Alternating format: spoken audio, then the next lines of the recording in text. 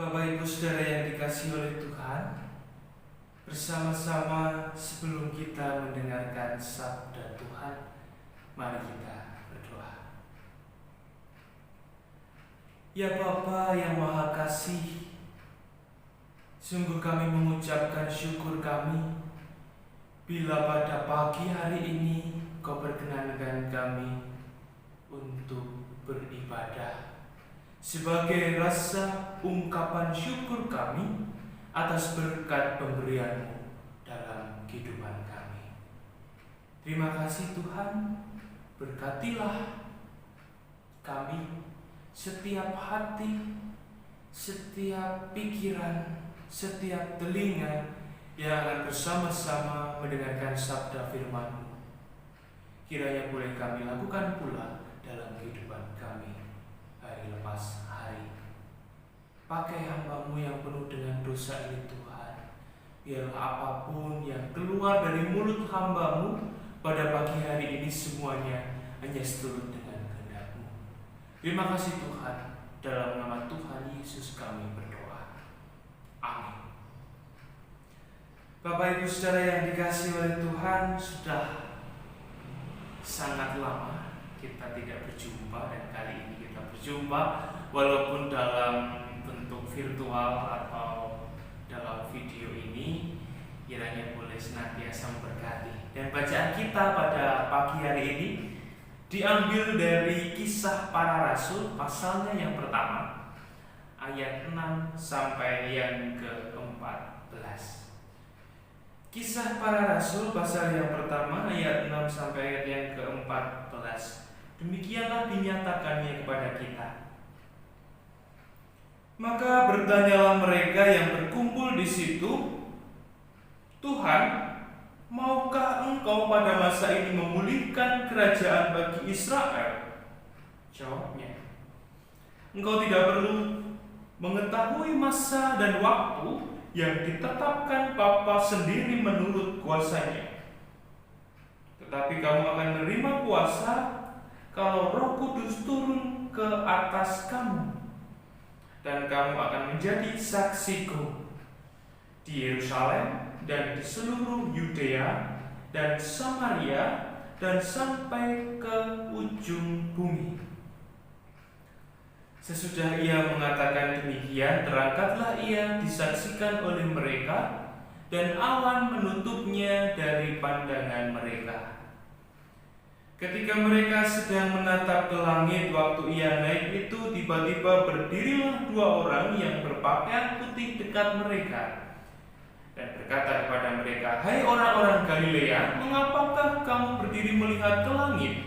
Yesus ini yang terangkat ke surga meninggalkan kamu akan datang kembali dengan cara yang sama seperti kamu melihat dia naik ke surga.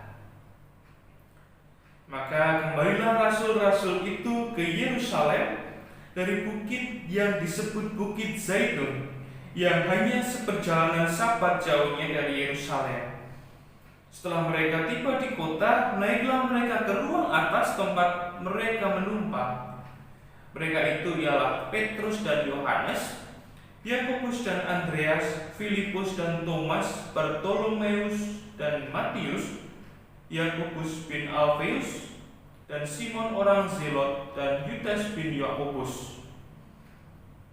Mereka semua bertekun dengan sehati dalam doa bersama-sama dengan beberapa perempuan serta Maria ibu Yesus dan dengan saudara-saudara Yesus. Demikianlah sabda Tuhan. Yang berbahagia ya mereka yang senantiasa mendengarkan sabda Tuhan dan juga memelihara serta melakukannya dalam kehidupan sehari-hari. Haleluya. Bapak Ibu yang dikasihi Tuhan, sudah sangat lama kita tidak berjumpa, walaupun saat ini kita boleh berjumpa lewat video. Namun tidak apa-apa, semoga bisa senantiasa memberkati satu dengan yang lain, saling menguatkan dan juga saling mengasihi satu dengan yang lainnya. Bapak Ibu Saudara yang dikasihi Tuhan, saya pernah Sewaktu saya kuliah itu pernah mengalami sebuah kejadian yang menurut saya ya kurang mengenakan, karena ketika saya mengerjakan skripsi yang sudah saya kerjakan sudah sampai bab 3, tiba-tiba laptop saya rusak. Ini menjadi sebuah hal yang pada waktu itu membuat panik, karena ini skripsiku piye. Kemudian saya teringat, saya punya teman yang kuliah di jurusan teknologi informasi atau TI IT begitu. Lalu saya telepon, "Mas, aku laptopku rusak, mbok tolong didandani nek iso, kalau bisa jangan sampai data-data yang ada di laptop saya hilang." Saya bilang, "Oke Mas, oke. Tak OTW sih." Beliau bilang OTW. Jarak antara kos saya dan kos teman saya itu sekitar 2 kilo. Jadi saya bisa menerka, oh ini tidak sampai 5 menit sampai, kalau dia bilang OTW itu tidak sampai 5 menit. Nah, ternyata 5 menit sudah berlalu, saya masih menunggu. Lalu 10 menit berlalu, saya masih menunggu.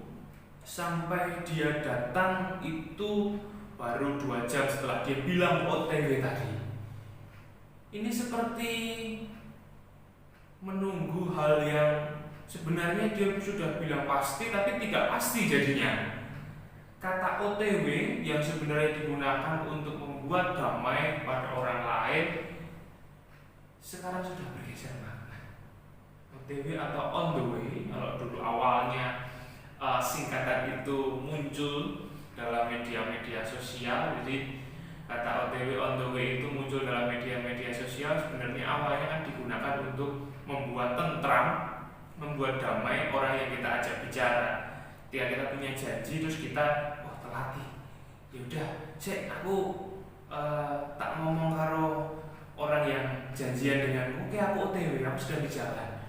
Jadi dia bisa aman, dia bisa tentram, damai hatinya, dan oke, ini berarti orang yang janjian denganku bentar lagi sampai karena dia sudah di jalan. Saat ini pun sudah mengalami pergeseran makna karena kita seringkali menyelewengkan kata OTW itu sendiri. Ngomong OTW biar nanti dia tenang dulu, benku dewe blonjo si apa dan lain sebagainya.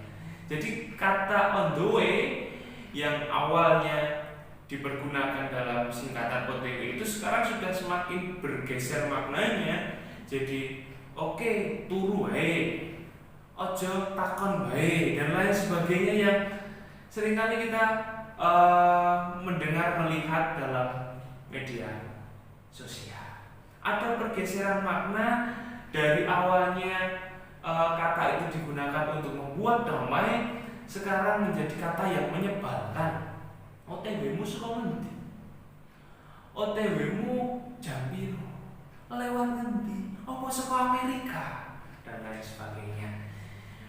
Dari kata yang membuat damai menjadi kata yang menjengkelkan, menjadi kata yang tidak pasti, menjadi kata yang tidak jelas. Itulah OTW.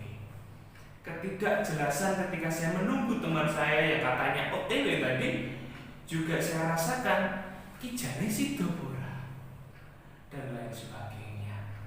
Bapak Ibu Saudara yang dikasih Tuhan, para murid pun mengalami ketidakjelasan yang sama. Para murid mengalami ketidakjelasan yang sama ketika menunggu Roh Kudus datang. Kita lihat ayat yang ke-8. Tetapi kamu akan menerima kuasa kalau Roh Kudus turun ke atas kamu. Para murid diberikan janji untuk supaya mereka bisa menerima kuasa kalau Roh Kudus turun ke atas mereka. Perhatikan kalimatnya. Tidak ada kalimat keterangan waktu di situ. Kapan ya? Dengan cara apa ya Roh Kudus akan datang? Dengan suasana yang bagaimana ya? Apakah pagi, siang, malam, atau subuh dan lain sebagainya, kita tidak tahu. Para murid tidak tahu pada waktu itu ketika teks atau narasi ini ditulis pun kapan kejadian ini ada pun kapan waktu ketika mereka bisa menerima kuasa. Kita kita pasti mengetahui bahwa nanti Roh Kudus akan turun ke atas para murid ketika Pentakosta. Iya, itu kan kita. Pada kejadian ini, pada cerita ini, mereka kan belum tahu kapannya Roh Kudus akan turun ke atas mereka. Suasana yang sama kapan? Aku sudah ditinggal Tuhan naik ke surga. Tuhan tidak ada di sekitarku lagi. Tapi kapan? Suasana yang tidak jelas, suasana yang tidak menentu. Loh, kapan? Aku sudah ditinggal Tuhan. Kamu menjanjikan Roh Kudus, tapi kapan? Sampai kapan aku harus menunggu? Bapak Ibu yang dikasih Tuhan, suasana-suasana seperti ini kerap kali hinggap dalam kehidupan kita.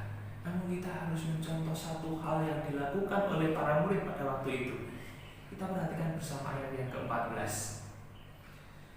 Mereka semua bertekun dengan sehati dalam doa bersama-sama. Saya garis bawahi kata bertekun dengan sehati dalam doa bersama-sama.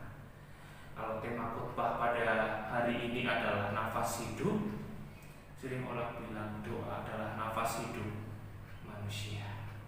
Doa adalah nafas hidup kita semua. Di tengah ketidakpastian, di tengah ketidakjelasan, doa harus selalu dilantunkan. Doa harus selalu dilakukan dalam kondisi apapun dalam kehidupan kita. Seperti apa yang dilakukan oleh para murid. Mereka bertekun dalam doa bersama-sama. Mereka bertekun dalam doa bersama-sama. Saya sering kali membaca chatting dari WA group di GKJ Meranggen yang senantiasa seru. Ketika malam hari sekitar jam 12 sampai jam 1, Pak Logiarno selalu mengingatkan kepada kita untuk mengajak berdoa. Saya jadi terus teringat ketika baca itu. Berdoa. Dan apa yang didoakan? Banyak hal dari kehidupan kita. Berhasilan studi, saudara-saudara yang sakit, lalu banyak hal yang boleh atau harus kita doakan bersama-sama. Bapak Ibu saudara yang dikasihi Tuhan, kita pun mengalami kondisi yang sama saat ini. Pandemi virus corona COVID-19 gak jelas kapan berakhirnya, tidak pasti kapan selesainya. Kehidupan kita pun ada di bawah bayang-bayang ketidakpastian. Namun bagaimana kita mengatasi atau melewati ketidakpastian dan ketidakjelasan ini? Berdoa, ya. Namun saya ingin menggarisbawahi kata bertekun. Bertekun bukan hanya terkait dengan doa. Doa tidak disertai dengan tindakan perbuatan dan karya, tentunya sia-sia. Oleh karena itu saya ingin menggarisbawahi satu kata, yaitu bertekun. Kenapa bertekun? Mungkin banyak dari kita yang kehilangan pekerjaan, kehilangan income di keluarga kita, pemasukan, atau bahkan kita kehilangan pekerjaan karena ketidakpastian kapan berakhirnya pandemi COVID-19 ini. Namun pertanyaannya, apakah kita terus bertekun dalam upaya mencari pekerjaan baru atau upaya mempertahankan hidup? Itu yang pertama. Apakah kita terus bertekun dalam upaya mempertahankan kehidupan kita? Yang kedua, buat Bapak Ibu saudara yang harus bekerja di rumah, apakah juga bertekun dalam setiap pekerjaan, dalam setiap karya, walaupun harus dilakukan di rumah? Dan yang ketiga, beribadah. Apakah walaupun ibadah ini dilakukan secara online atau melalui kanal YouTube atau dalam keluarga-keluarga masing-masing dan dilayani oleh Bapak Ibu Majelis, apakah terus bertekun walaupun dilakukan di tengah ketidakpastian? Selamat menggumuli kata bertekun dalam kehidupan kita sehari-hari. Amin. Saat